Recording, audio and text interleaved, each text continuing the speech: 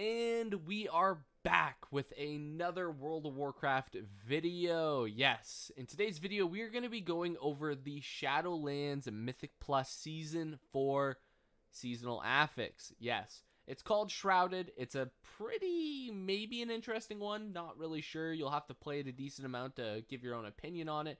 But as we know, Season 4 is coming out August 2nd. Whereas for European realms, it is the 3rd, and for Asian realms, it is the 4th. But for Americans, it is the 2nd, and that is coming up next Tuesday. So over the course of the next couple days, I'm going to be posting some Season 4 videos, as a lot of content creators are doing alpha, and they're not really focusing on Season 4.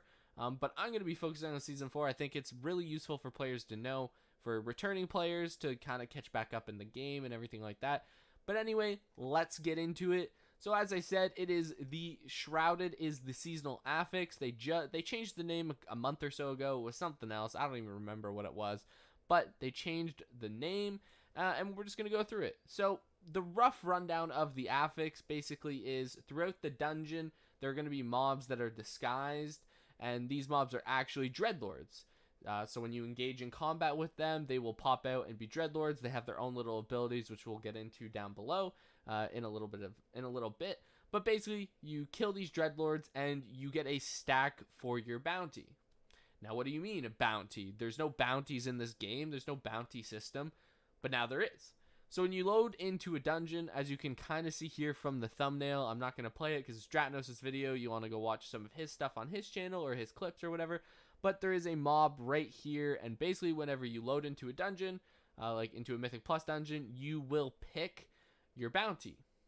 Now, there are 4 different bounties you can get. Bounty for critical strike, haste, versatility, and mastery. And as you can read here, 2% crit per stack, 2% haste per stack, 1% verse per stack, and 69 mastery per stack. Now, it's a little underwhelming if you really think about it, comparing it to Encrypted or Awakening from Season 4 of BFA, Encrypted Season 3 of Shadowlands, where the actual affix itself was very interesting, right? You had 3 different relics in the Encrypted affix. You had like the Woe relic, which was really, really useful, that most people thought wasn't going to be that useful, but it's like probably the most useful one of them all.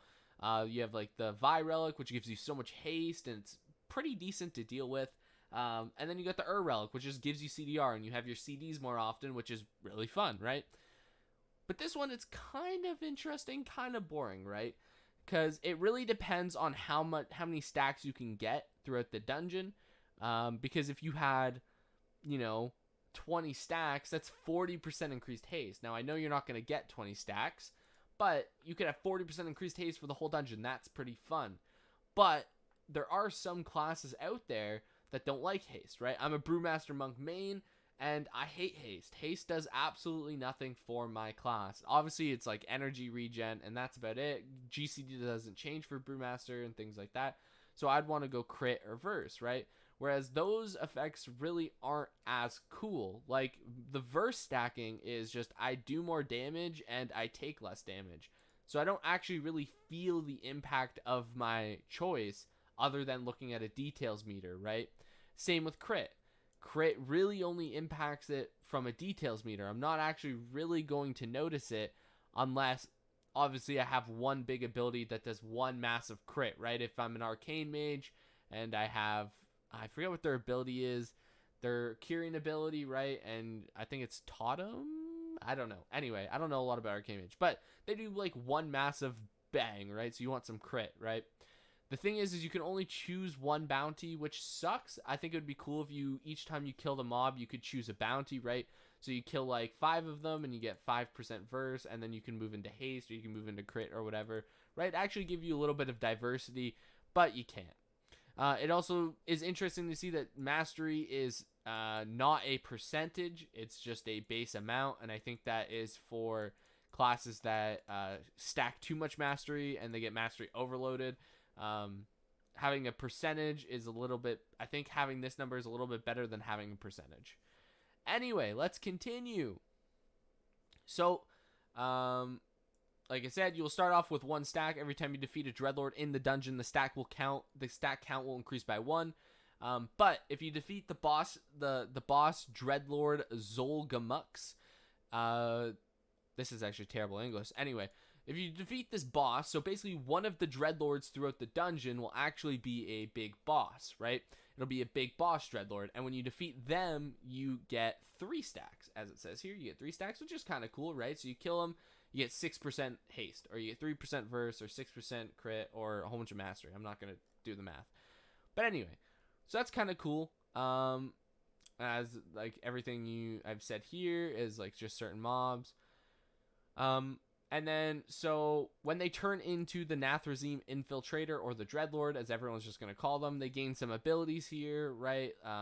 They have like a sleep effect. They have some like healing effect. It's very similar to Lords of Dread from the raid. If you've done that boss fight, there's a lot of abilities in here that will just affect you slightly.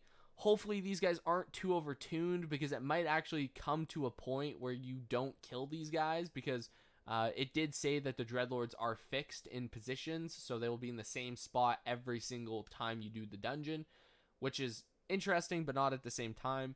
But anyway, if these guys are too difficult to deal with on the highest of high keys, people just aren't going to do them. We saw it with Prideful. We saw it with... I forget what the second one was called. I don't even remember what the second one was, where there were the mini bosses. People just chose not to do them because they were too tough. They took too long to kill and things like that. So I hope they follow the same idea or ratio as Encrypted, where the mobs actually had like very little health and you killed them very fast to get your buff.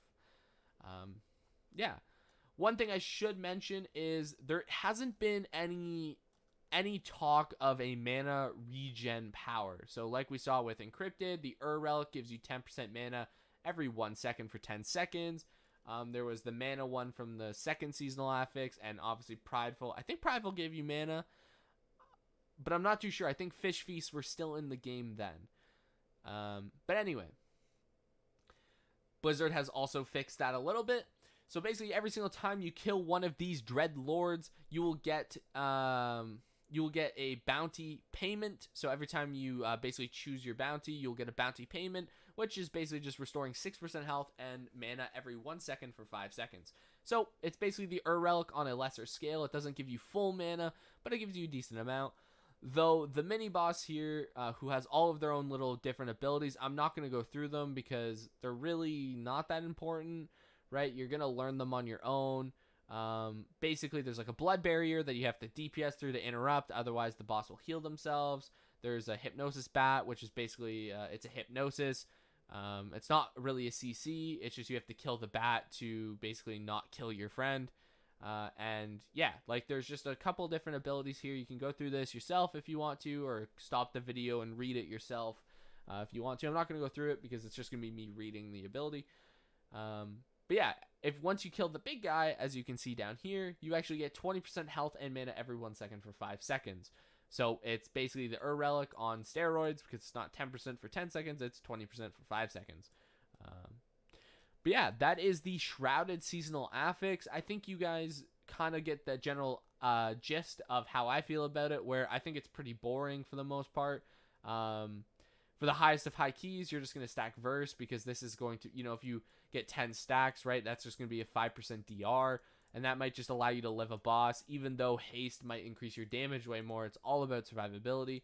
This actually used to be 2% verse, which would have been even more broken, because you're actually getting 1% DR every time you get a stack of this. But they dropped it down to 1%, which makes sense, but it is a little boring, because classes that stack verse, your Windwalker monks, or your I think like Outlaw Rogue stacks verse, like they just get screwed by it compared to any of the classes up here that stack haste or crit. But yeah, let me know what you guys think of the Shrouded affix. Just a reminder, it comes out next week on August 2nd, August 3rd for EU realms, and August 4th for Asia realms. But yeah, make sure you complete your KSM. Make sure you get your portals for the Shadowlands dungeons if you haven't got them already. It's kind of a terrible week to be doing that. And yeah. Oh yeah, also last thing, make sure you do like a plus 20 key if you are capable of it, as next week they are going to drop down a significant amount, and you want to make sure you have at least a 15 to go into, so you can get that key done for your weekly vault.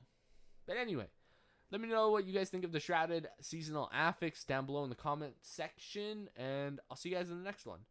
Peace out.